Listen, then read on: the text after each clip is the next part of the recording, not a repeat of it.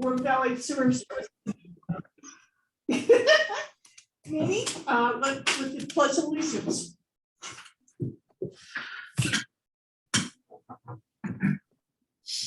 Pledge allegiance To the flag of the United States of America and to the republic which stands one nation under God, indivisible, with liberty and justice for all. Roll call, please, Joe. Keith Harrison. Here. Mike Parker. Here. Roger Tom. Here. Jim Snyder. Present.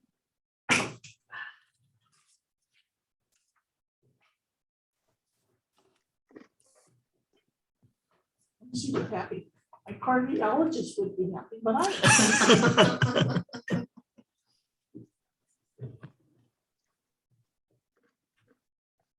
Okay, consent agenda. We need a motion to accept the minutes from the previous meeting. I so motion. I'll second. Okay, I think Jim got it first. Okay, it's been moved and seconded. Roll call, please. Can we have a little Harrison? discussion? Huh? Just a quick discussion on the minutes. Oh, okay. Roger has a question. So right above claims listing, there's the note that says the board's consensus for the wage increase was 5%, with a possibility of a higher than CPI next year. I don't necessarily remember us saying It's on the recording. Is it? Yes. Somebody Yeah. threw that out or something, maybe. Mhm. That's, I don't know. Maybe that seems a little presumptuous, but. I mean, it wasn't committed to anything, but I think it was a recognition that, you know, that may be something that might happen next year. Consider. All right, that's, Okay, thank you.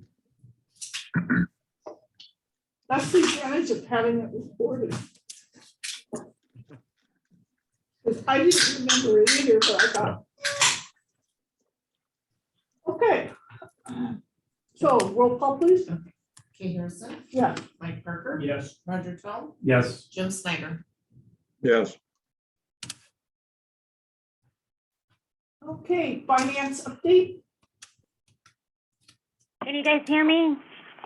Yes, ma'am. Yep. Okay, perfect. Just wanted to make one important note as I'm getting ready to prepare the budget for 23, that we're in the third quarter, and for our expenses for personnel, materials, and capital, we're all within the 75% of budgeted for fiscal year 22. So it's just wanted to point out that we are doing perfect as far as our fiscal year 22 budget goes. And then that's all. And Nick could probably give you more information on this, but the biggest part of our expenses was the Dunn pump station, and we're done, if not pretty close to done, on that capital expense. That's correct. I'll talk about it in the board report, but yeah, we've got our last payment this month. So to the contractor. Does anyone have any questions?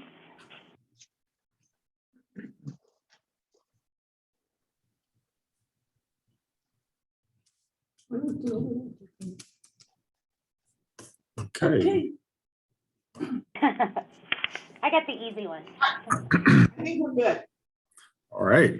Okay, project updates.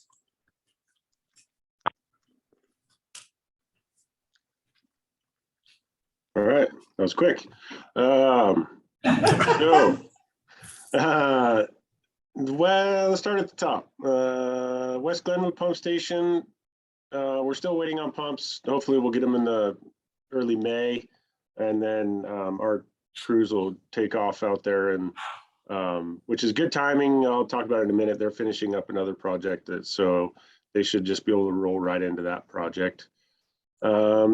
Shady Cove Pump Station number 6 rehab. That'll likely come after the Glenwood Pump Station rehab. So more news on that. Brophy Pump Station abandonment. We awarded this project last month.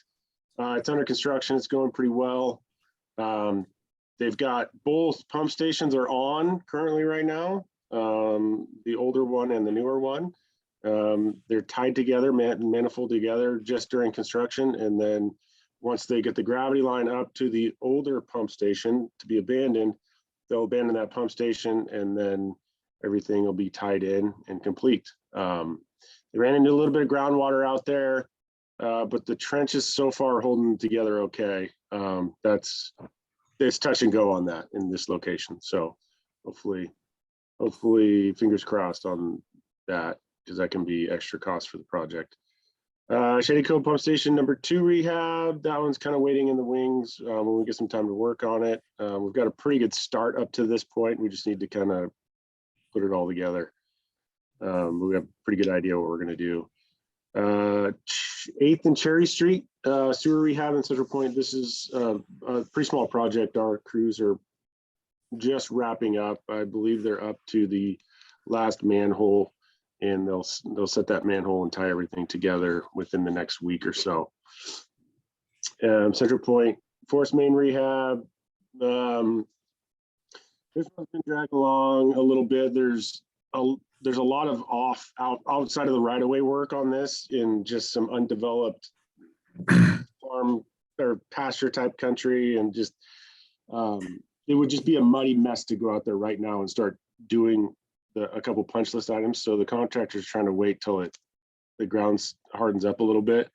I did get an email from the county today requesting that we finish some paving touch-ups on this. So looks like we'll do that and then kind of wait and see what we can do on the, out of the right of way work.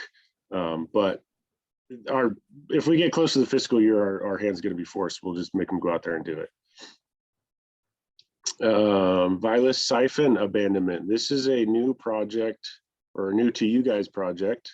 If you scroll down, Carl, there's a kind of a visual on this guy. Oh, okay. Not that far. Slow down. There we go.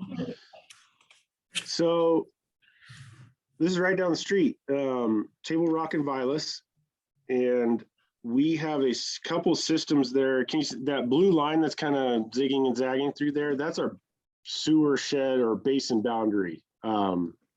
This project is going to basically abandon. You can see right here where Upton Slough goes through. We have a siphon under that creek drainage, which was put in back in the 40s with the old Central Point pump station. And it's I think there's 2 6s and an 8.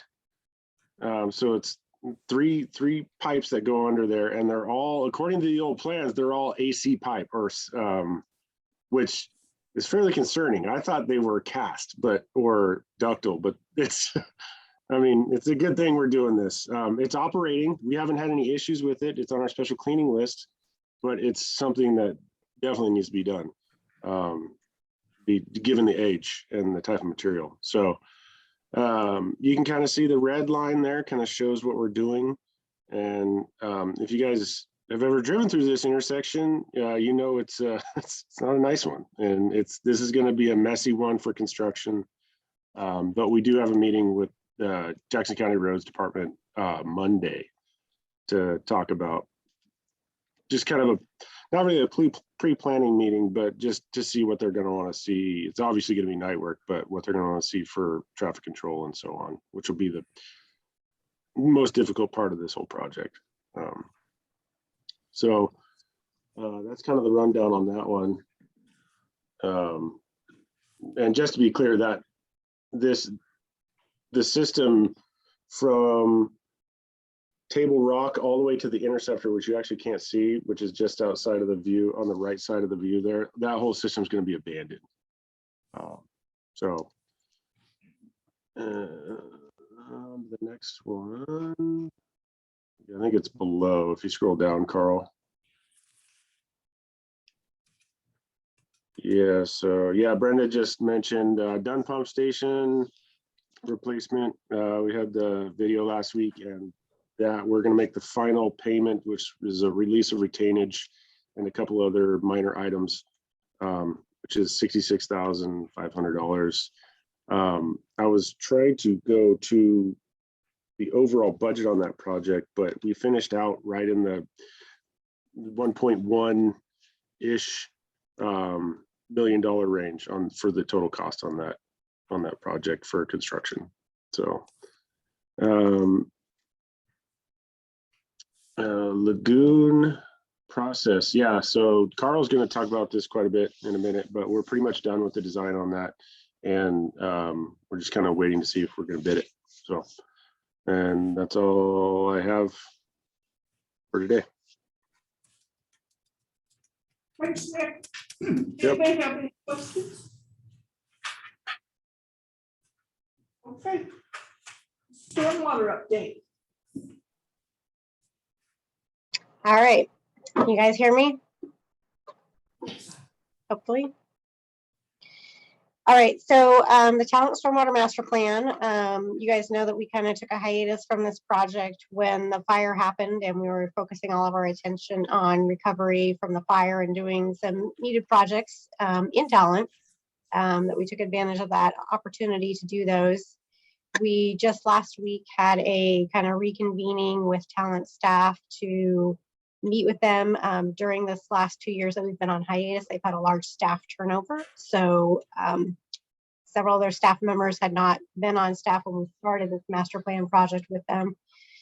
So we met with the staff and kind of got an idea of their vision of where they're going, or as much as they know of it themselves for the future, so that we can kind of restart this process and hopefully move forward and complete this master plan project for them by the end of the year. The Cummins Stormwater Facility, which is a project located in the city of Talent, we presented that to you guys last month and said that the property owner is interested in potentially turning over the location that we want for the stormwater facility to us. And we did receive the go-ahead from the city of Talent to pursue design and compliance with regulatory requirements for that project. So we're going to move ahead with design and jumping through the regulatory hoops that we need to for that project.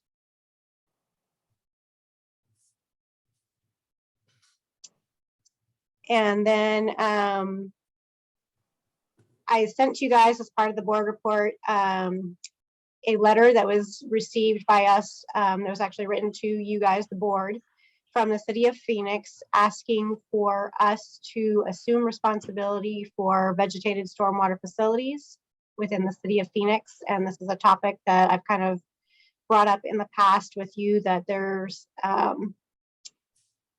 concern about stormwater facilities that are being built and are on city property and supposed to be maintained by city property, and cities, particularly the cities we happen to serve, which are small with small staffs, don't always have the capacity to maintain these. And so they are interested in whether or not RVSS would take on maintenance responsibility for those facilities.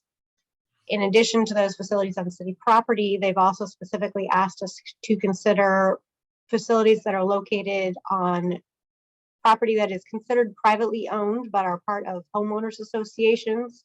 So they're serving multiple tax lots. Those stormwater facilities are often supposed to be managed by a homeowners association, which is a group of, residents with no real knowledge or expertise in operation or maintenance necessarily of anything. But they're supposed to be the individuals who operate and maintain these facilities. Carl and I have discussed this a bit, and Carl wanted to manage the discussion with you guys, so he's going to ask you some questions during his manager's report. But if you just scroll down, Carl, in there, you'll see the letter that was written to you, the board, from the city of Phoenix.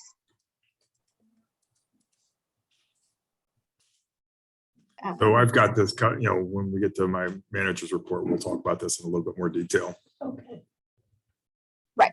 By the way, Carl, did you ever get a letter from the homeowners association? They were supposed to write one according to the city manager. Yeah, I couldn't hear I don't that. think We have not gotten any letters from the homeowners association that I'm aware of. Okay, thank you. No, we have not.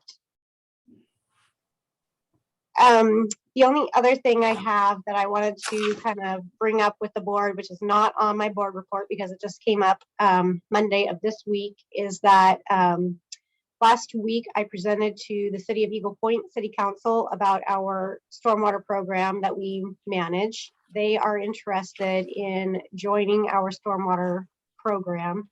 The City of Eagle Point became a MS4 permittee in 2019 when the current MS4 permit was issued due to expansions of the urbanized area boundary. In the past 2 years that they have been a MS4 permittee, they have not really started developing their program.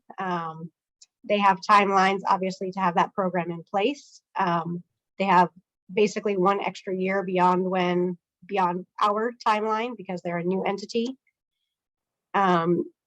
In November of 2021, I received a call from their city manager during the annual reporting time, basically the day before the annual report was due to DEQ, saying, can you please help me? I think I have a report due tomorrow and I'm not really sure what I'm supposed to do. And I said, well, I can kind of tell you what you need to do to kind of check the boxes at the moment, but maybe we should talk a little bit more in detail later on about, helping you guys out in a more thorough and thoughtful manner rather than at the last minute when you need to get your report submitted. So Aaron asked me, the city manager asked me to come back and talk to their city council, which I did last week. The city council is interested in joining our program. So they have asked us to put together an intergovernmental agreement as well as a financing plan in terms of what it would cost them, how much they would be paying us to run that. Aaron hopes to bring it to his city council at a May 10th meeting. So I wanted to put this before you right now, even though I don't have anything prepared, just to let you know that we are working on an IGA, we're working on that financing. I'll bring the actual IGA to you at our May board meeting, but I guess if the board right now was to say, no way, we don't want to work with Eagle Point, you probably should hear that right now. So essentially what we're looking at is an agreement almost identical to what we have right now with Talented Phoenix. It's the same program, same fee structure, everything else. The one wrinkle we have with Eagle Point is that Eagle Point does the sewer billing for us. Right. So the way we bill for stormwater is we attach it to the sewer bill, but we, for residential, it's the straight dollar a month, but for commercial properties, it's based on impervious surface area. And we have that in our billing structure. I don't know exactly what Eagle Point has. So we need to kind of work out some details on exactly how the billing would go forth on that. But as far as the actual program, I mean, it's another city, so there's going to be some more work involved in it. We don't have anything in our proposed budget on this, but if it does go through, when we talk to the budget committee next week, we're going to let them know, if this is a possibility, and if it is, there's going to be another revenue line item on there in that fund, and a little bit higher expenses, and then we would hopefully just make that in when we do the final approval of the budget. It sounds reasonable for us to do it because we do it with Phoenix Talent. But like you said, we'll have to work out the details because it is different. Yeah, we discussed it when they first came, when Eagle Point was first designated as an MS4 community.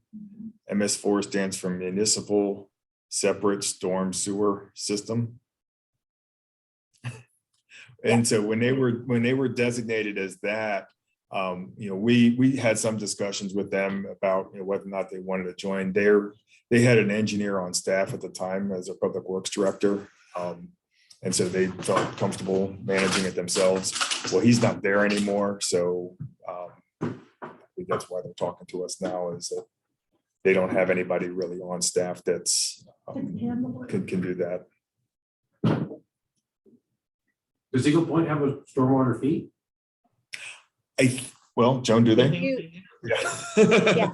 they do have a Yeah, they- stormwater fee. It's not based on impervious surface.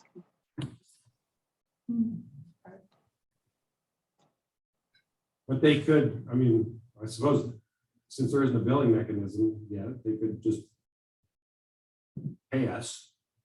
Just as a flat, yeah, that's an option. That's a possibility, is just we could calculate what more or less what it would be, and then just have, have them pay us just one annual fee.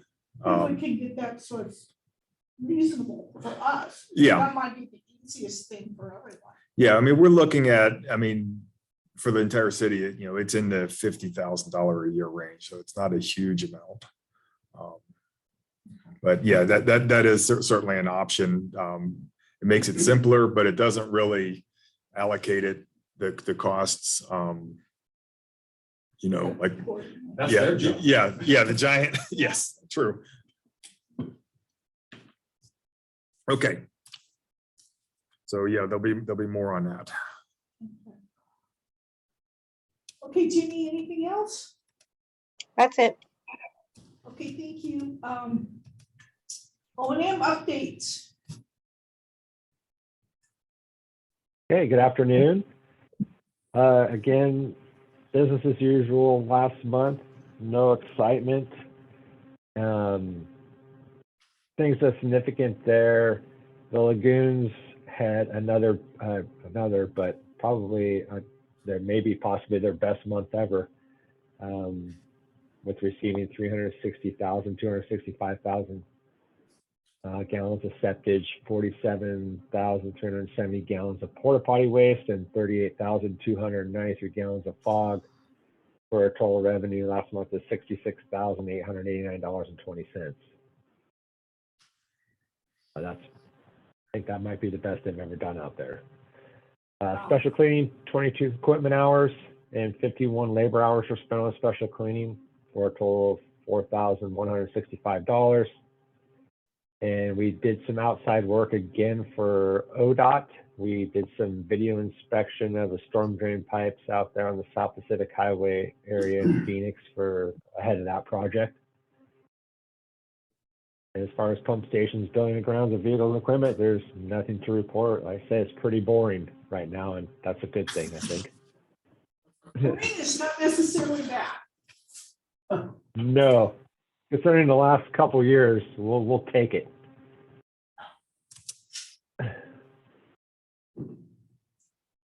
Okay, dokie. Then Shane, any questions for Shane, guys? Yeah. Thank you. Thank you. All right, I'm gonna shake you out of your boredom. Okay, go for it. So, yeah. Okay, so obviously you got the message. Wayne Brown did resign his position. Joan got a message from Linda yesterday, and he seems to be doing okay. He's Having problems with the opioids and the pain. yeah. So hopefully he'll come out of this okay. But that gives us a vacancy on our board. And so the remaining board has the authority to appoint somebody who will serve until the next election. And the next election would be held to fill the remaining 2 years of Wayne's term. So, and you have a lot of discretion on how you want to do that. I mean, you can pull a number out of a hat. You can choose a person you know and like. You can advertise it and seek applications. You have a lot of discretion.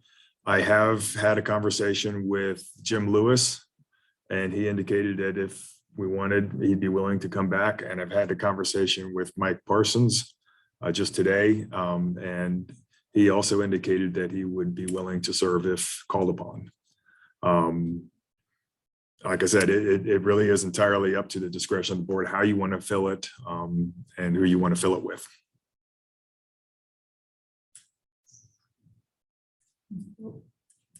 What do you think, gentlemen? Also, for full disclosure, 2 months ago, I called Chuck Root, letting him know that there was a possible vacancy, asking him if he may have interest in just coming back to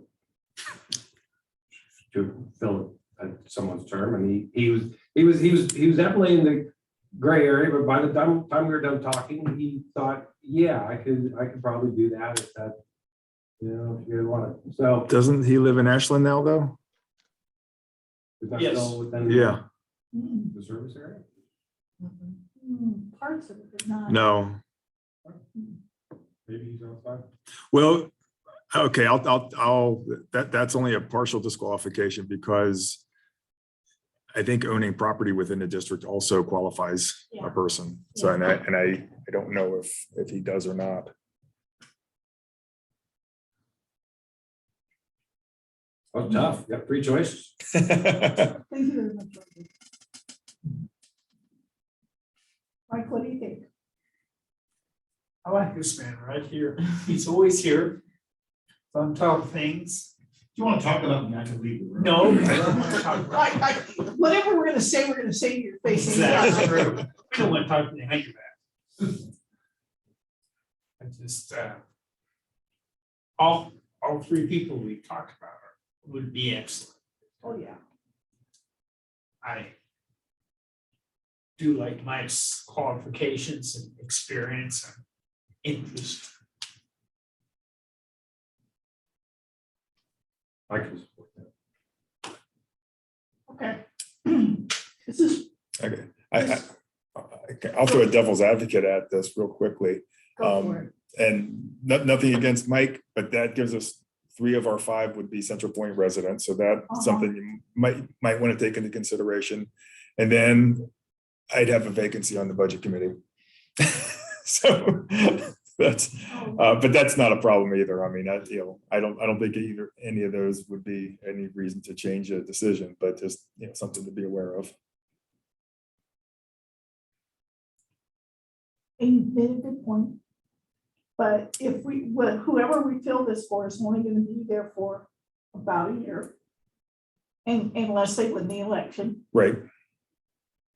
so they actually have to do the election. And I'm a mixed opinion because I really like Jim Lewis. I learned a lot from him while he was on the board and stuff. And yes, it was the Jacksonville. So that's kind of a plus. With Mike, he's been sitting here, he's listened to all the stuff. He's good representation and everything. And I appreciate that. With Chuck, yeah, he's got a vast amount of experience and stuff, but not recent. And I'm not quite sure where he lives, and he probably would be okay. I'm kind of leaning to either Mike or Jim. I don't care. Yeah, I mean, they're both good men.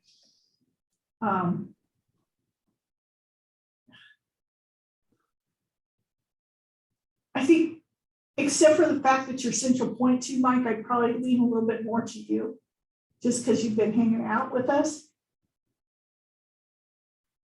But, okay, now you get my honesty stuff.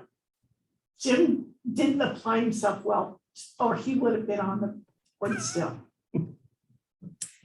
And so I take that into consideration too. So how much, Can I help you with your decision? huh? Can I help you with your decision? Go I for it. don't need that position, No, but I'm willing to help Rural Valley Sewer Service if the need be. yeah. I don't need that to complete my life. I'm busy enough as it is with the city. Yeah, police you department, are. and everything else. But I'm here every week anyway. Yeah, So if Jim Lewis has been approved, I mean, he's obviously very intelligent. He's taught a lot of people a lot of things. You wouldn't hurt my feelings if you didn't shoot with that. I'm gonna be here anyway as the liaison for Central Points. Well, and we always get your 2 cents anyway, so that's good. Only when asked. So. If, and then we wouldn't have to get anybody for the budget meeting next week. We're gonna be one short no matter what. Yeah, that's true. Did Well, Jim Snyder have an opinion? Jim, you have. What do you think? I got a question. Did either one of the 2 people, Jim Lewis or Mike Parsons, indicate if they were interested in running for the position when it comes to open, or they just want to be appointed to the point where the election would occur and someone else would be put in? I think the continuity might come into play there, whether or not they actually want to, stand for election. Any ideas, Carl? I did not ask that question, so I That's a don't good know. question, Jim. The way Jim Lewis mentioned it to me is that, he was willing to help if we needed it. Okay. I think he's kind of in a similar position. I mean, he's not, he's willing to do it because that's his nature, but it's not something that he desperately needs. Okay. Yeah. Yeah, I'm looking at both people as individuals, first of all, and they're both really decent, nice human beings. And they would fit in well with the personas that we have on the board already. Of course, Jim has been elected to this before and Mike has not. That gives him an experience leg up. And as you said, Mike might blast a hole in your budget committee, where Jim Lewis would not. So I'd be good with either one of the 2 people, depending on how the other board members feel. I would probably lean a little bit more toward Jim Lewis, just because he's been on the board before. But so I think that's where I'm kind of standing. I don't think we need to go out and try to find any more candidates. It's not a hot button place where a lot of people are trying to run for election. We got 10 people for one position. So I think we're kind of good with both of those folks for me anyway. Do we need to make a decision today, or is this just? No, we don't need a decision today. I wanted to just, mostly what I wanted to today is just have you guys decide on how you want to go about, what process you want to use to fill the seat. So would you like to just choose someone, or do you want to go out and ask more people, or how would you like to go about doing a replacement? I think we need to put it on Twitter, see if we can get a 30-year-old in here, because all of us are getting old. Hey, I resemble that remark. Okay. We can certainly do that. I mean, well, I don't think we need to recruit more people. yeah, you have to, No, you have people who Yeah. that are known, you know what they're going to bring to the table. Yeah. They're not going to surprise you.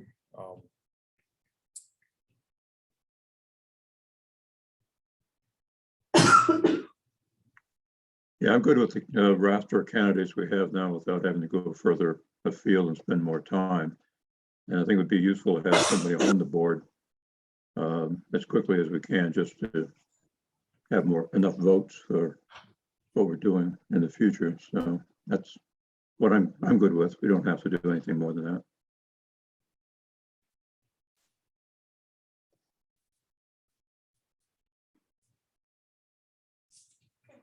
So do you want to make an appointment today, or do you guys want to wait until May and do it? I think we got all the information we need to decide today. I think so too. I think all of us have the knowledge of these 3 people that mentioned. Yeah. We don't need to delay it, find out if they had a bad divorce or whatever. We need to get that on Twitter. I love it. So why? Okay, so It's probably a board vote, right? yeah. Yeah, we I- gotta vote, Yeah, But Mike, you if you're really interested in serving, I want to support that and get you on that. But if you're neutral, I'm good with Jim coming back. If the board needs me, I'm willing to work. I wouldn't consider the reelection until I got involved with the board, but I am a volunteer kind of person, been all my life. I have been since 2012. Anybody asks, I say yes, and I get it done. I enjoy my time here. I don't We're think, fun. I don't think the decision-making process is difficult. Because if you research the information and hear the support that Carl gives in his statements and that kind of a thing, a decent decision can be made. I enjoy my time here. I'm here anyway. So I'm gonna leave it at that.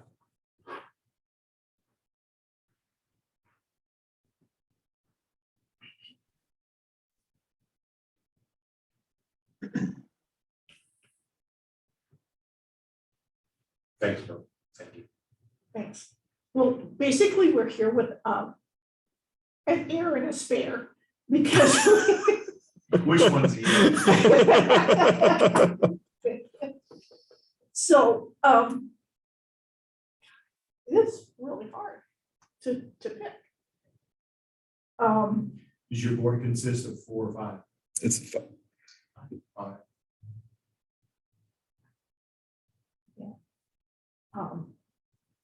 So right now we have 4. And your quorum's 3. Yeah. Yeah.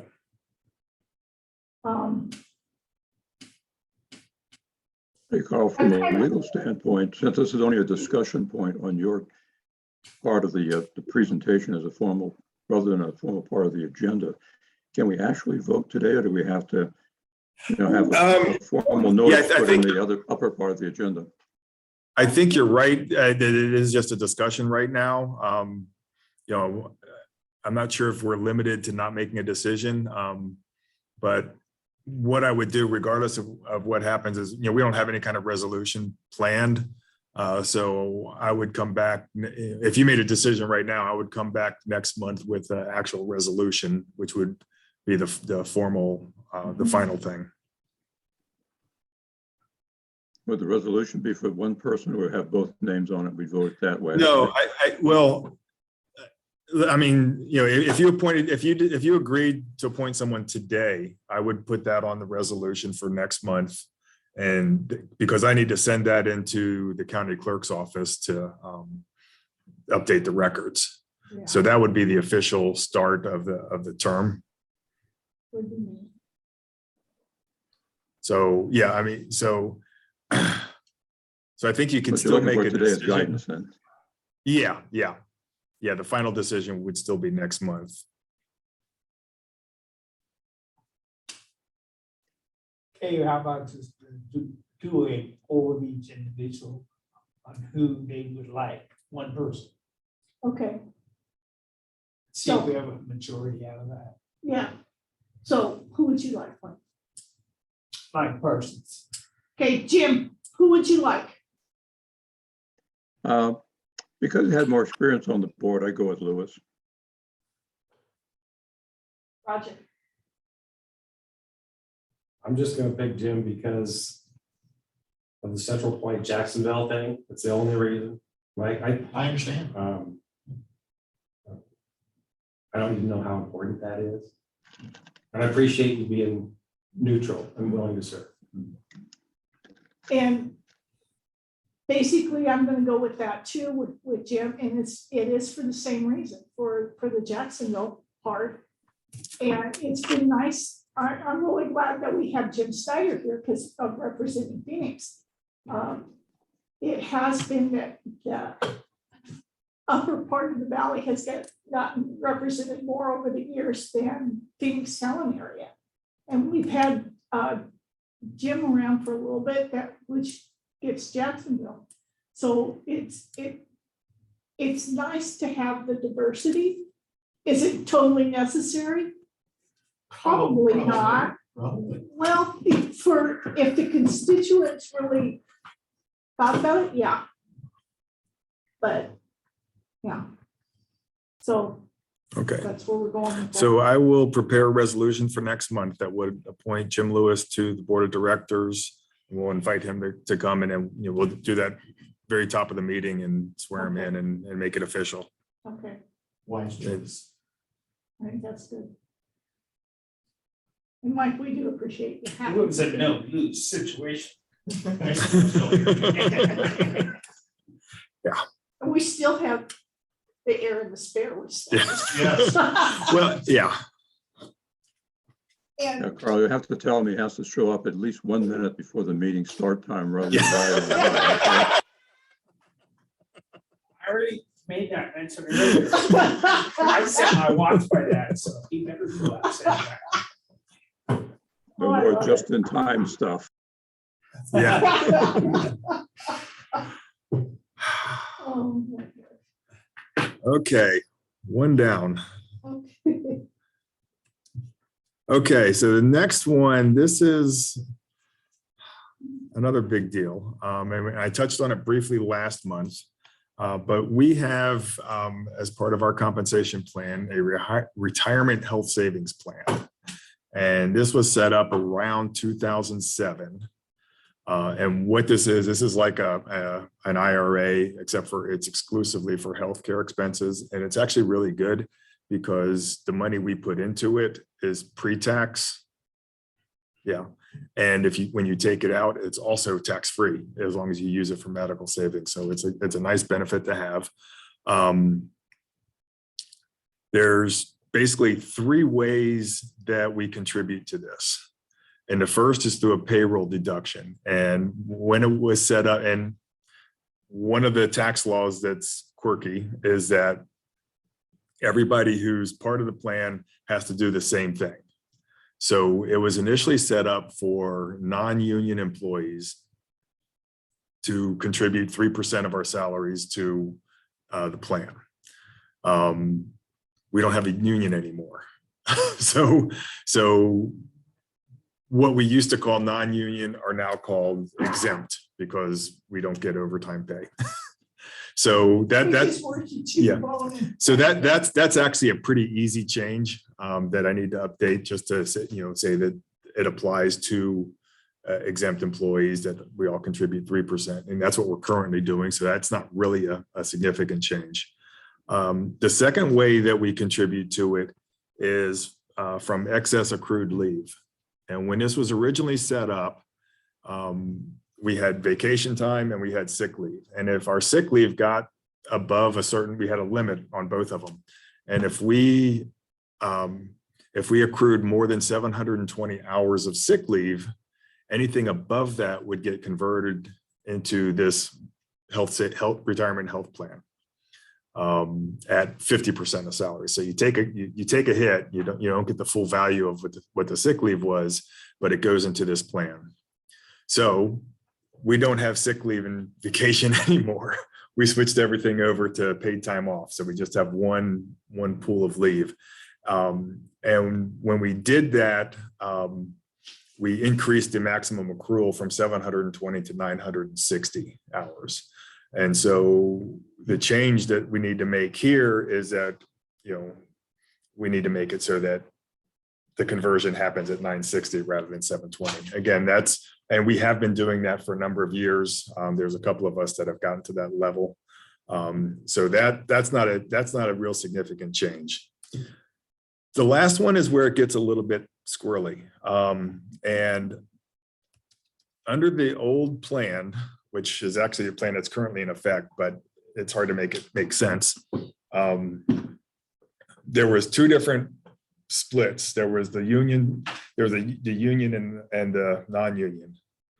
For non-union folks, when we retire, back before when we had sick leave vacation, when you retired, the first 240 hours that you had as sick leave, that was forfeit. You didn't get anything for that.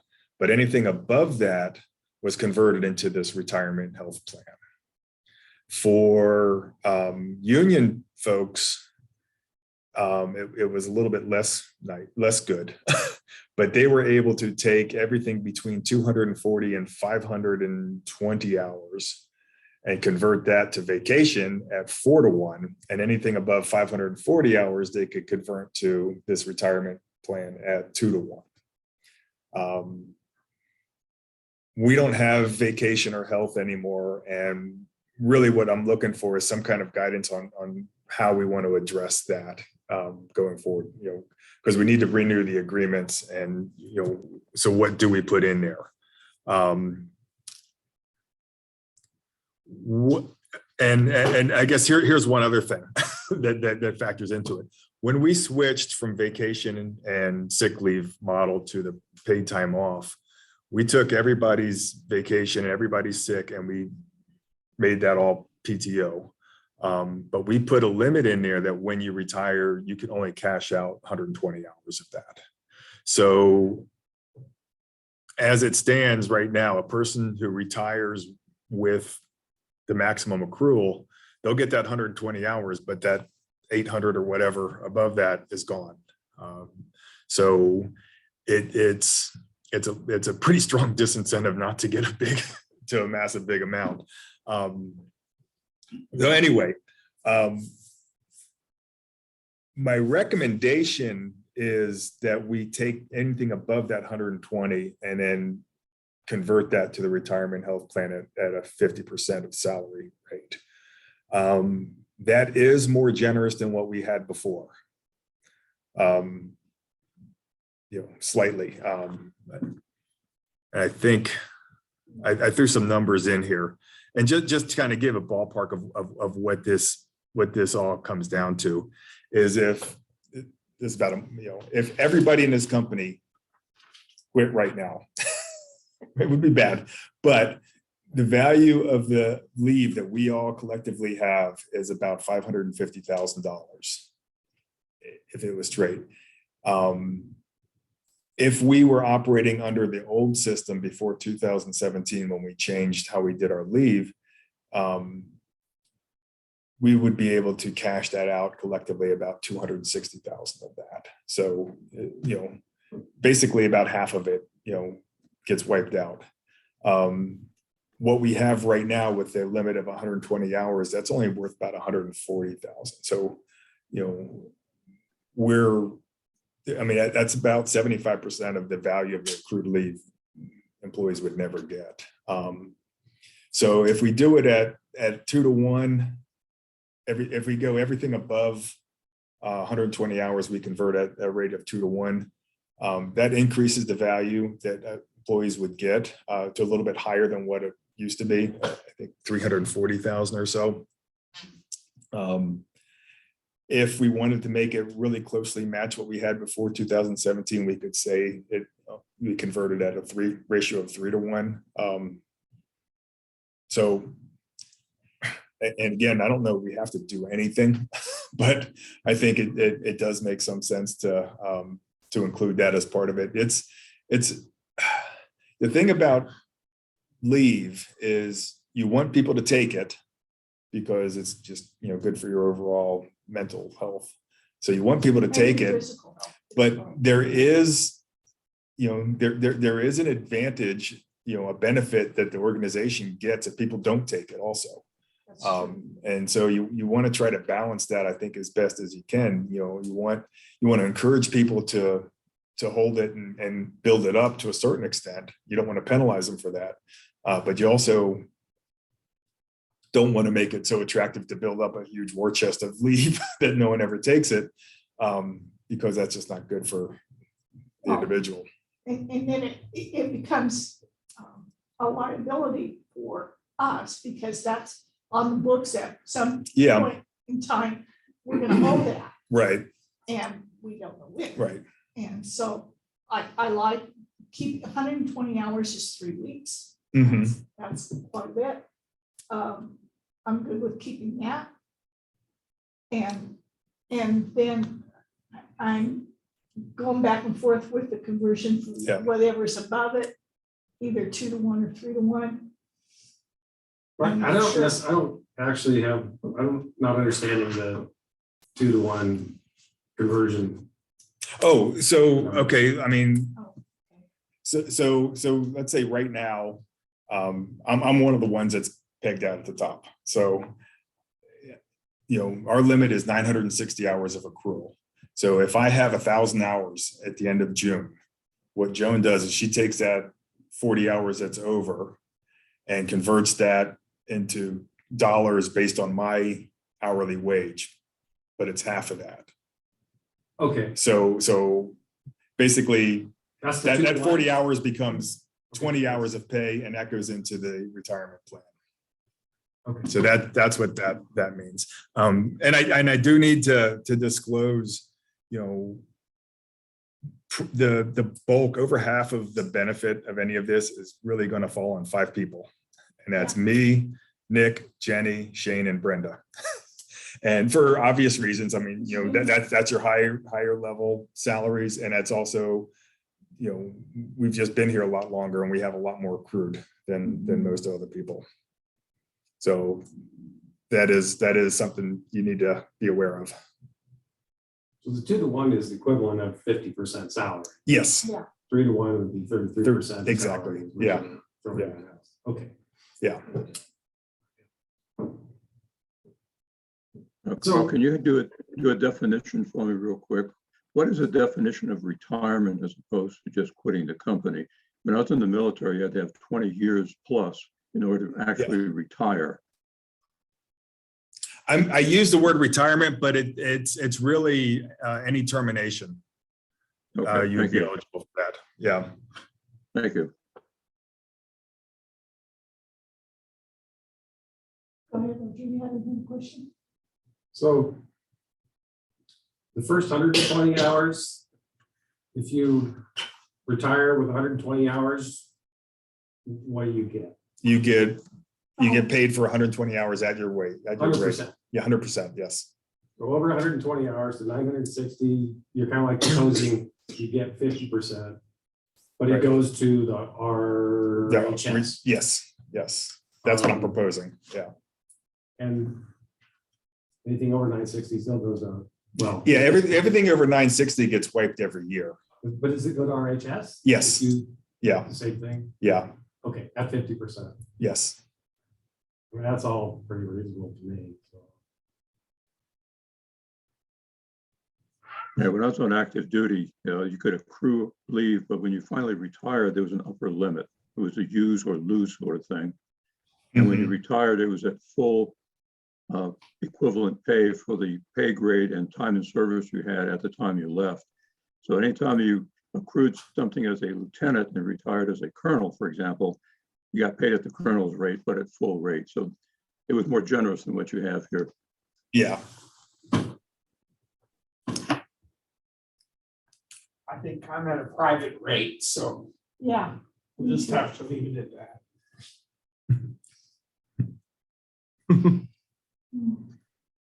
Does his sweater match his background? Yeah. See, It's blending camouflaged. well. Okay. So what do you want me to do here? I like keeping the 120 and then I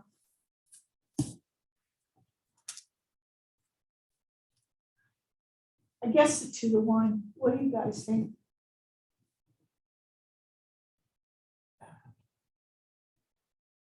Because if they accrue more, they'll lose. Yeah. The difference in liability spread out across the 40 employees is that, what is that, $65,000 Yeah. is that's the difference right now between the two. It's a relatively small amount. And since everybody's not going to quit at once, it's spread over multiple years. So it's Right. not like it's going to become a burden at any point in time. And I think we ought to take care of the people as best we can, particularly for retention purposes and fairness when they finally do leave.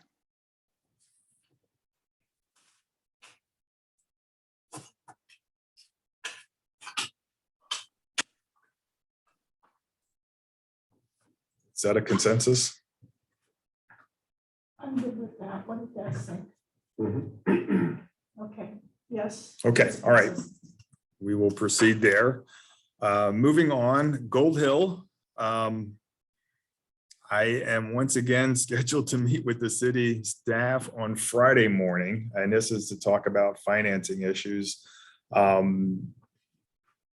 The council still has yet to make any decision on how they're going to address the orders from DEQ on the treatment plant, and they have yet to address any issues on extending our agreement with them to keep operating it, which expires at the end of June. So time is running really short. And beyond that, I don't know how they're going to approach this. I've been pretty frustrated with all the cancellations of the meetings because it doesn't seem like they're taking this too seriously right now. They're probably going to come back with a month-to-month extension request. They'll go into next year. Well, the agreement that we have has a 90-day transition provision. So if they don't renew the agreement by June, we agree to keep going for 3 more months while they get a replacement on that.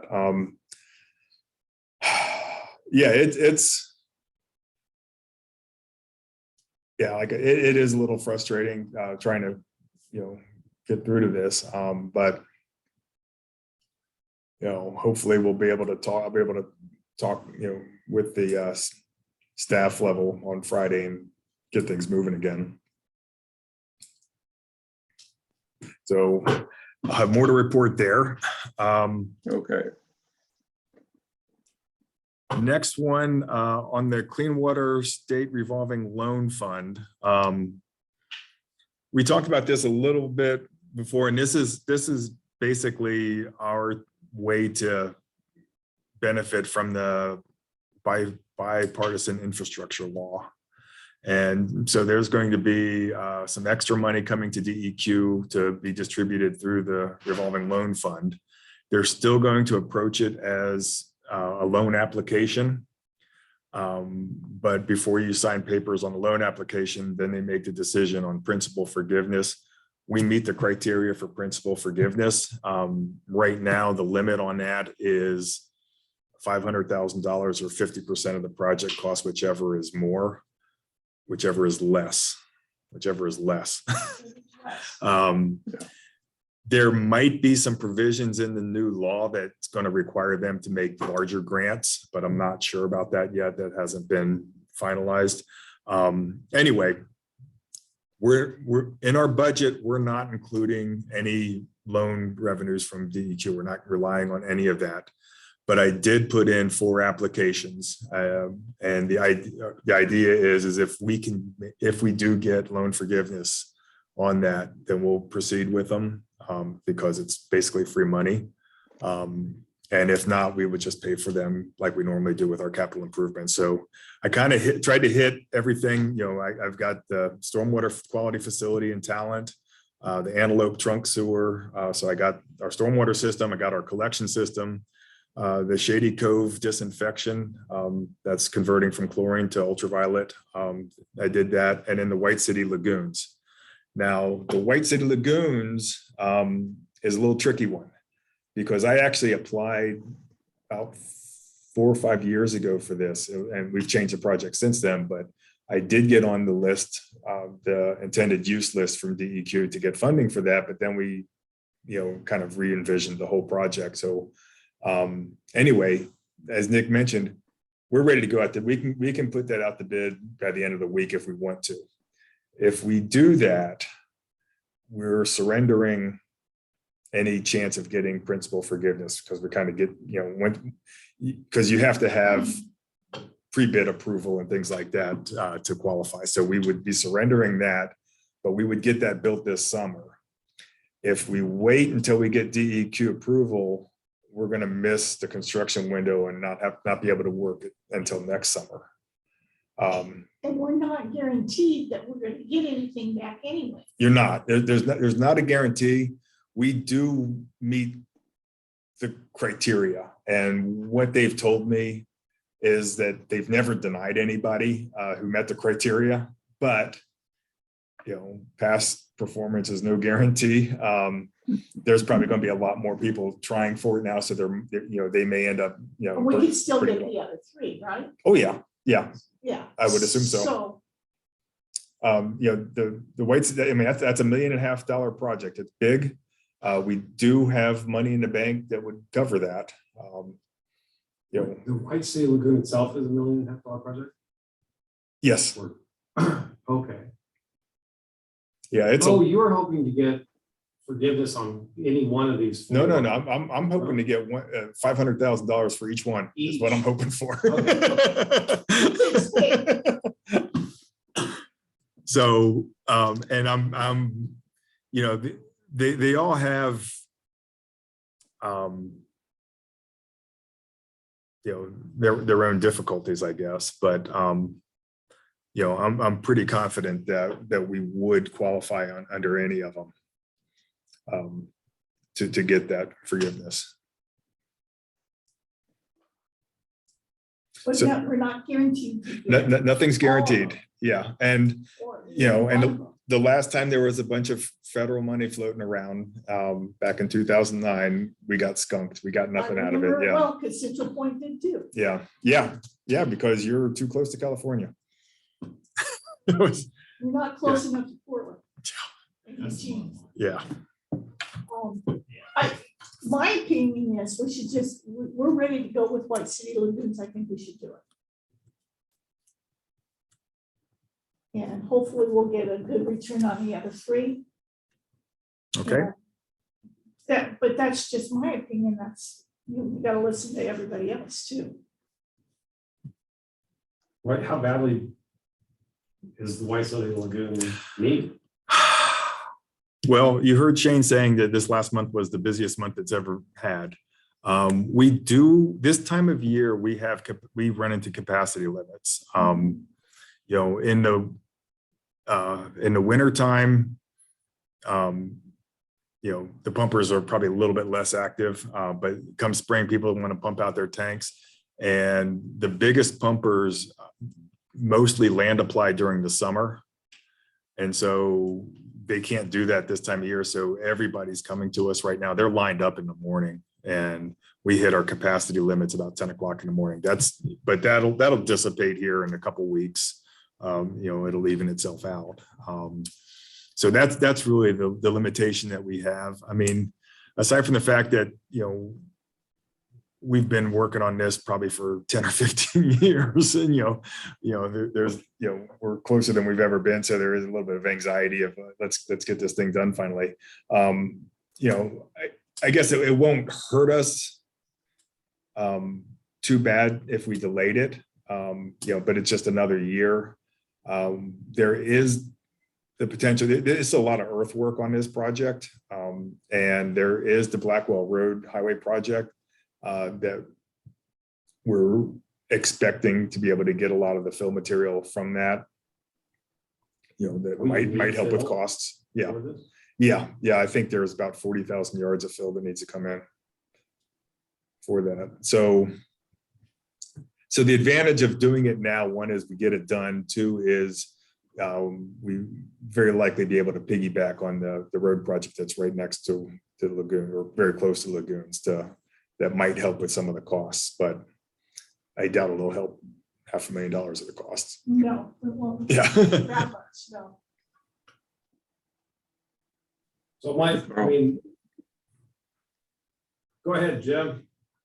I was just going to ask Carl, if this was the only project you had in the whole world, and knowing what you know about its importance, would you go ahead and do this thing this year, even if you didn't have access to any money and a dice roll to see if you could get it? Oh yeah, I think we would. We were kicking around about whether or not we could, put the project out and then kind of come in on the back end and try to get funding at the backside of it. But I don't think that's likely. But yeah, if this was, like I said, we've been working on this for a long time and we do finally have it ready to go. And my inclination would be to go with it. It's just, the possibility that you're going to get $500,000 of free money clouds that decision a little bit, because that That is a pretty big incentive, although it's not something that we've ever really depended on before. Yeah, so we want to serve their customers well, then we go ahead and do the project regardless of how much it costs in this case, or how much they might be alleviated by the money coming in. So maybe it's a good thing, just go ahead and do it and roll the dice and see what happens.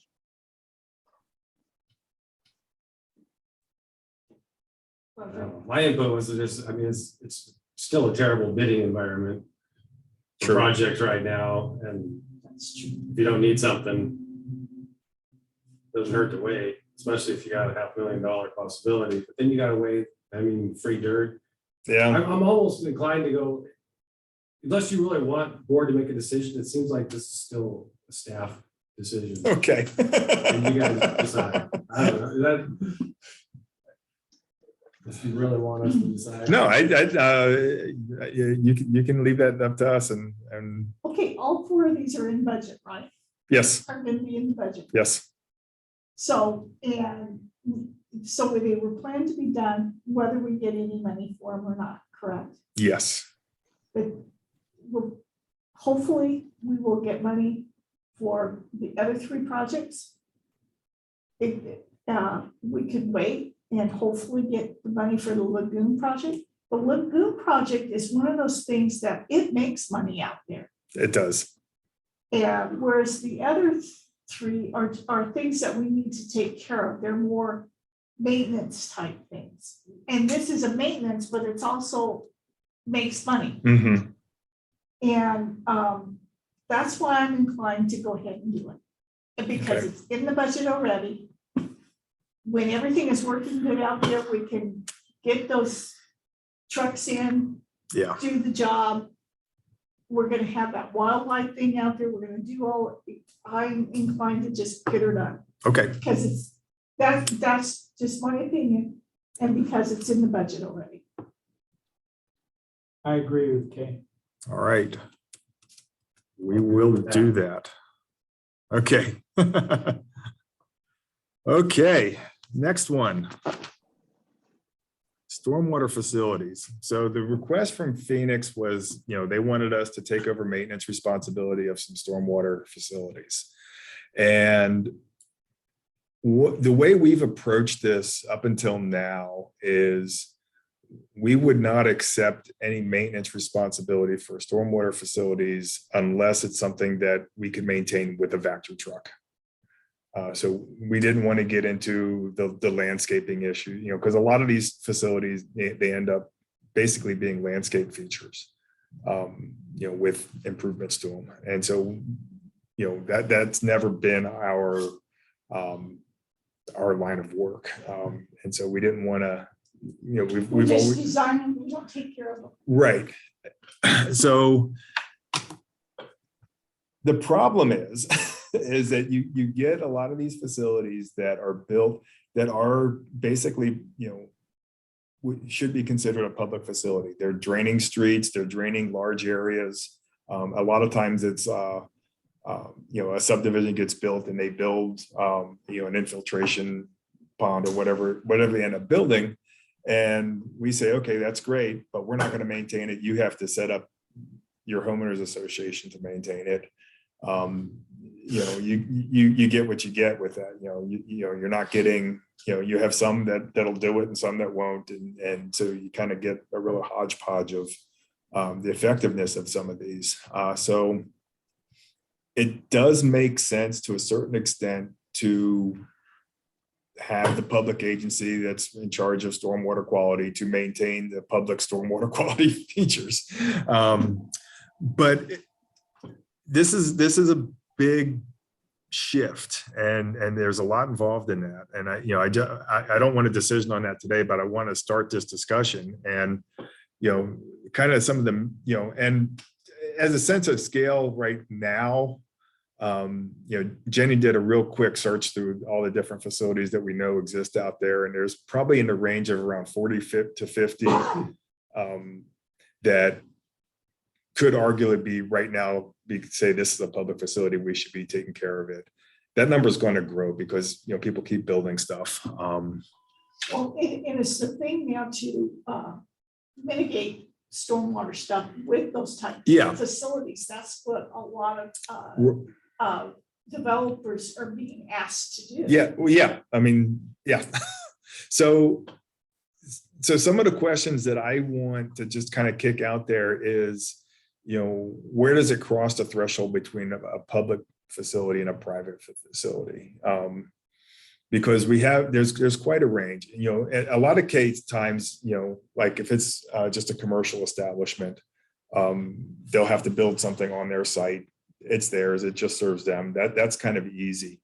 Then you get some that are not so easy, that might serve, someone does a development and they build one facility to serve 2 lots or something like that. And then it gets kind of questionable. And as it gets bigger, it becomes clear that it should be public, but there's kind of that middle ground where, it might be serving multiple lots, which, with a sanitary sewer, if you serve multiple lots, then we define you as public. But, I don't know how that fits in here is, a lot of people say, well, if it drains a public right of way, then it should be public. That makes some sense, but, with every kind of rule you want to put in there, there's going to be kind of nuance to it. So that's one of the challenges that I think we're going to be faced with is what do we consider something we need to maintain publicly or not? And then we've got, the next question I have on here is, what is the standard for maintaining these? And this is where it gets kind of dicey. And we're having a lot of internal debate here. It is, yeah. I mean, so a lot of them, and let me show one picture of one that's in Phoenix that I happen to have up. Okay, so this is at Culver Park, and we actually built this for the city. And this is just an infiltration swale. It gathers water from the parking lot at the park there, runs it through this swale, and it infiltrates into the ground and it's gone. And that alleviated some flooding problems they had in the parking lot. And it looks fairly nice. This is in a park. And so where would you, if we were going to say, okay, it's a stormwater quality feature and we're going to do the maintenance on it, where do we start and stop? Are we going to mow the grass? I don't think we're going to mow the grass. And so it really becomes difficult to decide, what exactly we're going to do. Are we going to go in there and pull weeds? Are we going to go in there and collect trash that accumulates in this? At the same time that the city has their people maintaining the rest of the park. Another one to look at. This isn't being shared, I don't think. I think I just opened it up and no one else can see it. Yeah, right. Someone sent me a chat. No picture shared. Okay, fine. I got a meeting solutions thing on here. I can share it, Carl, if you want. Where was it? There it is right there. No, I had it up in here. So that's the one I was talking about for that one. So that's one of the big questions that we would have is how do we put guardrails on this that,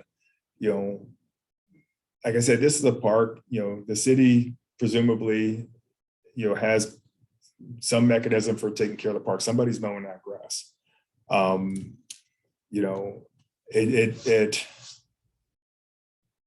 I think it's kind of challenging, to say, okay, well, we'll go into this little teeny place and we'll keep that clean or we'll keep that weeded, but you right next to it, you do all that part. It's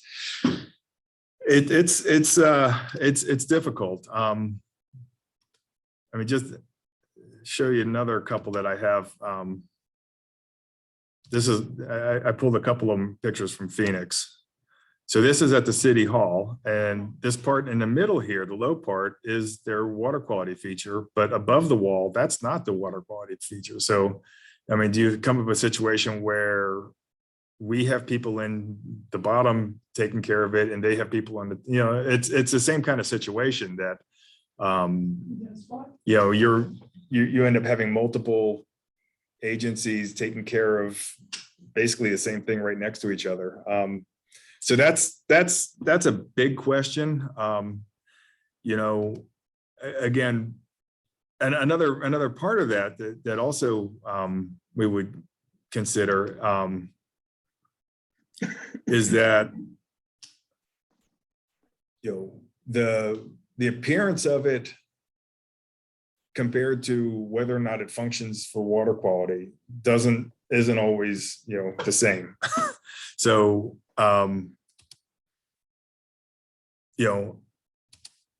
it might look nice to have lots of flowers and blooming and everything, but that is not necessarily essential for it to function as a water quality facility. And if you're in a park, you kind of would want that, but that's not really within our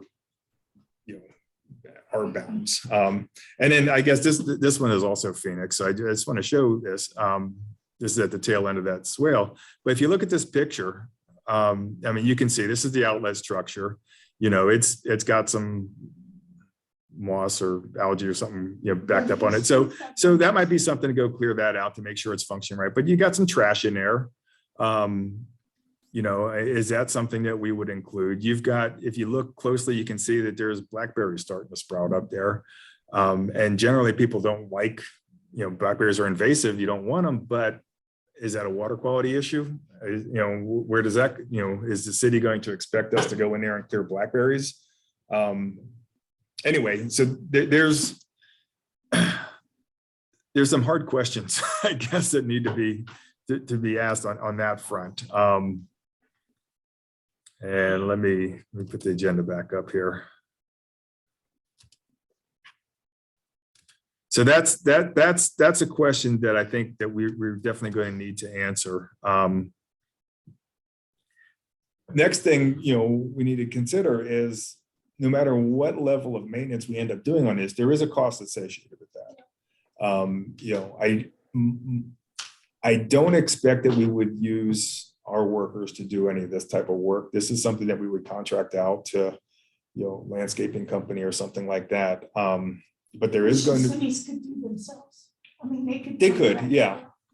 So there is a cost to it, and then, we would have to consider how to address that. We have right now in our stormwater fund, there is money, and so that we could spend on this. Eventually it'll run out, and there would be, it would speed up the time we would need to look at adjusting rates.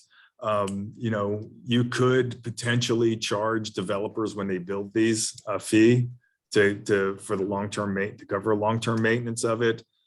You could potentially add a surcharge to the area that's immediately benefited to help cover that cost. It's a difficult one. And again, the cost of it really hinges on how much work you're going to have to do to keep it functioning properly. So, yeah, again. I just don't think it should be us. No, Okay. I don't either. It should be the cities or whoever owns it to maintain it, and we're in more the inspector. Yeah. I understand that we designed and helped build Mm-hmm. these, but at the time, wasn't there a discussion of it being the city's responsibilities? Right. Whoever, and I think that's the way it should be. If they're either their Parks and Department needs help with understanding how they work or function, we could always provide Mm-hmm. an educational part to that. But I don't think it should go back on to us. Okay. Can I Go add ahead. some information here? Yeah. So this conversation we've been having with the City of Phoenix staff for a number of years, and it was actually really prompted not so much by the city-owned facilities. It was really prompted by the homeowner association managed facilities, which is a different scenario where those lands are often privately held. They're not city held properties. They're privately held, and it is the homeowners association to manage those. And that's where we actually run into the biggest problem in terms of maintenance of these facilities, because the homeowners association do not, have the expertise or the staff. They don't have staff. They're just volunteer entities, individuals who are trying to figure out what they need to do and how to maintain them. And it's throughout the country. I mean, we are the regulator. We are the ones who require these things to be built, and we're the ones who review the plans and then review the construction installation of them. But throughout the country, this has been a problem with homeowner associations having to maintain these things. And often what has happened is it's reverted to the entity who is the regulator, which is typically a city. In our situation, it's not, ends up maintaining those in the long run. I know in the city of Medford, they do a whole bonding process, and then they end up owning and operating those facilities in the long term. Yeah, Okay, Medford's going through this similar thing right now within their city. Go ahead, Jim. Yeah, let me just jump in for a minute. I spoke to the city manager on Monday to get a better feel for the background of this thing. If you think about Phoenix, most of the mass of the city is on the west side of Interstate 5. Over on the east side, we have some facilities that are commercial, and there's one big housing development. But over the years, it was built in 3 phases, phase 1, 2, and 3. Each phase became its own homeowners association. And phase 3, which is the smaller one, I think, in terms of total number of houses, is the one that got, shall we say, stuck with the wetlands area, which sits in the middle of their development on a street that's like a horseshoe around it. And I had my wife drive me over there because I'm not able to drive too well right now. And we took some pictures.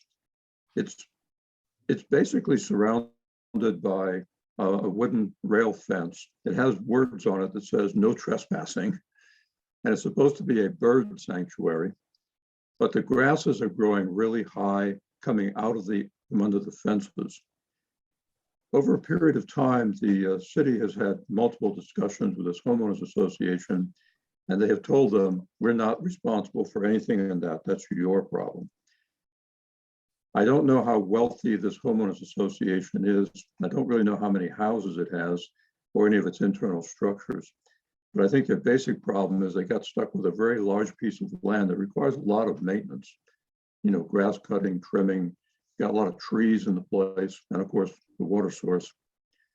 So the problem has become that it's burdensome on them from a financial standpoint, but the city accepts no responsibility because it's private. So therefore, if they're going to charge anybody, it's got to be the homeowners association folks. And I don't know what their ability is to pay for something like that, but the city is certainly not going to take on the responsibility of doing the work or paying for it. And I think, Carl, before the meeting started, you were talking about just a limited portion of this grass or tree area is actually the wetland part. Is that still true? Did I misunderstand you? Yeah, I think Jenny just shared that. Yeah, so the majority of the property is actually a wetland. Some of it is a natural wetland that was there prior. What's in that, so this is here is kind of this open area is what we're talking about. This blue hatched area is the only portion that's actually the stormwater facility within there. The rest of it is a natural wetland. It's property that, can be used by the residents for bird watching or whatever. But this is the stormwater portion of it. Okay, well, the signs on the fences say no trespassing, so I don't think anybody's going in there to have picnics or anything. Yeah. Okay, I didn't realize where the wetlands were. It's really close to the street, easily accessed, but as you said earlier in your notes, you have to have access to get into it, permission to get into it. So that becomes a real problem.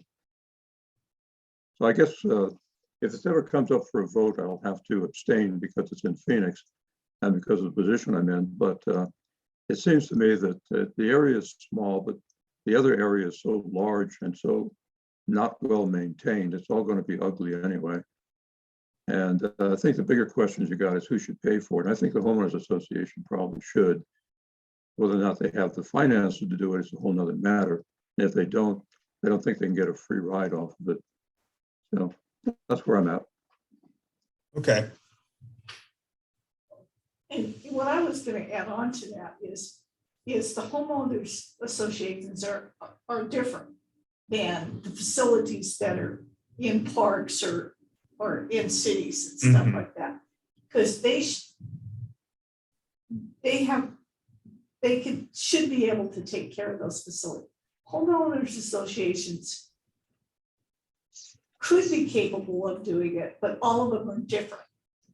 And it's like our public spaces in my HOA, we have a landscape company that comes in and takes care of them. But I don't know how everything is set up and because each HOA is different. They might need some more help. We might be able to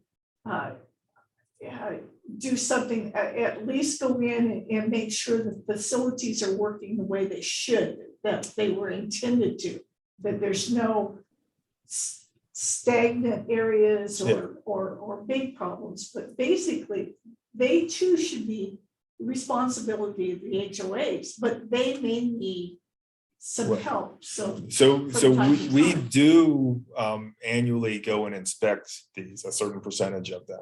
Uh-huh. And so that is part of it. This one in particular, though, this predates the stormwater program. This was built for an entirely different reason. So it does have water quality benefits, but it wasn't built as part of any program that we have. So this it is a little bit different. But yeah, the ones that right now that are managed by the homeowners associations, we do go by and inspect them and just, give them some direction if they need to make some corrections to it. But that is part of what we're doing. I think, I'm not sure exactly what they want when they say we want someone else to maintain it on something like this. Does that mean, like I said, going in and pulling blackberries, or does that mean just making sure that the structural parts, the outlet structure is clear and free of debris? Which is something that we would need to be real clear on before we embarked on anything like this. Yeah, I think maybe that's what we need, some clarification on what they want, and maybe we should do some, have some discussions with a few of the HOAs, particularly this one and maybe some of the other ones, to see if they think they have a problem or if they think they would like some direction or help or something like that. So Without us taking over. right. So I get to try to digest what you've said so far is that the things that are like in parks and part of public facility, other cities' properties, that your opinion is that should stay responsibility of the city to manage. The ones that are HOAs that, we could have discussions with them and help them to a certain extent, but if they want us to manage it, then they would be the ones that have to pay the cost of that. That would be something, and we could easily do that as a surcharge on the billing for the area that's within that. I mean, there might be some flexibility in this and stuff, but for the most part, that's what I think. What do you guys think? It sounds to me like for the public things, you're going to have to come up with an IGA kind of situation where we can list, we'll do this, we won't do that, et cetera, et cetera. And maybe you can't have an IGA, I don't think, with the HOA, but maybe a memorandum of understanding, an MOU, that has the same kind of content. This is what we'll do, this is what we won't do, blah, blah, blah. And then somehow set a fair price based on, I guess in this case, maybe commercial people who would do the work and what the contracts might look like. I just don't know how much in the case of a homeowners association like this, you can pass on to it. I'm the treasurer for our homeowners association here in Phoenix, and we have a small park. Really, it's a small park, but about 80 or 85% of our total budget every year goes to landscaping stuff, of which the park is a part of the problem. We don't have any water features in it, so we don't have to worry about that. But it can become quite burdensome. No reason for them not to pay for it, however.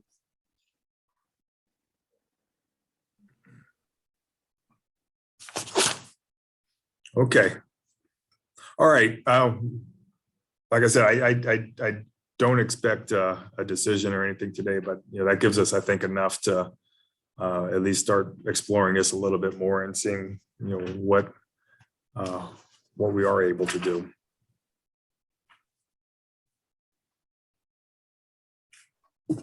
Okay. Yeah. And then Carl, because stormwater thing is our responsibility, I can understand why we're being looked to. yeah. And we're gonna have some discussions to find out what's the best way to handle this. Yeah. Because even though that one is older and it was around before water quality stuff, those are things that are not gonna go away, and we're gonna get more of them.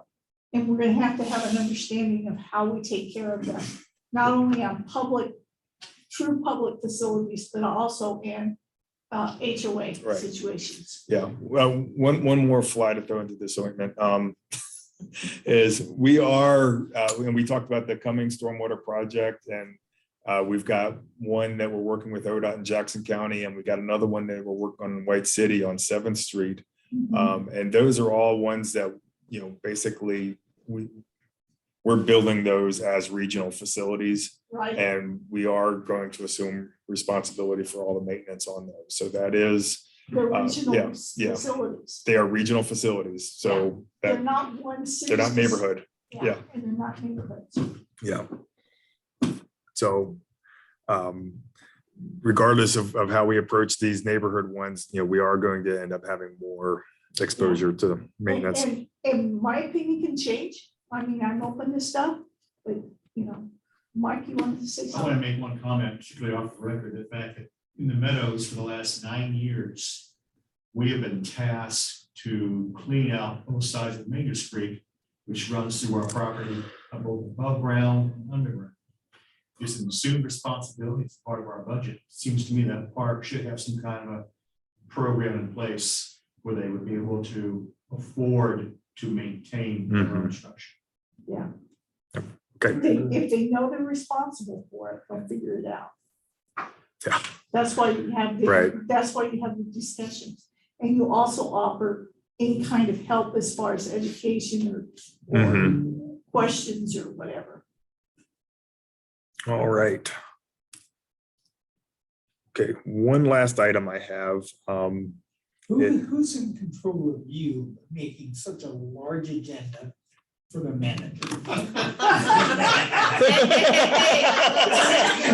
Come on, let's Okay, I have one more thing, and it's an easy one. We finally got quotes to upgrade the electronics in this room.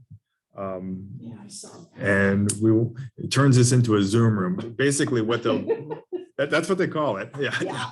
But it'll sync up all 3 of the screens. It'll have a proper camera that'll be able to show the whole room. It'll have better audio visual, and just we are required now. Is there a grant out there for this? It's $6,800. We can handle it. wait a year. I know. Well, honestly, when COVID first hit, these TVs were all paid for with COVID money. Okay. So we did get some of that, but This PA system you got going today is way improved over. Yeah, well, it's better, but we can get so much better. Anyway, Okay. yeah, it's like I said, it's only $6,800. Normally I would just go ahead and approve that and come back, and tell you after the fact. But since we just got it, I figured I'd run it past you. It's good. We need it. Okay. Yeah. All right. We will have it. Okay. Should we just do the claims and then we can close everything down and then do an executive session? That's what I'd It's like a- to do. yeah. Yeah. So I need a motion to. I'll pay- move that we pay all the claims for this month. Okay, it's moved and seconded. Pay bills, roll call please. Kate Harrison, Yes. Mike Parker, Yes. Roger Toll, Yes. Jim Snyder. Yes. All right, now. We're gonna go into executive session. And I'll be out here in about 2 minutes. Okay. You only have a minute and a half. The RVSS Board of Directors will now meet in executive session to consider information of records that are exempt from disclosure by law, including written advice from your attorney, ORS 192.6602F. Mike, we always appreciate that. Okay. I'm I going to, appreciate the sandwiches and the welcome. all right, I'm going to stop the recording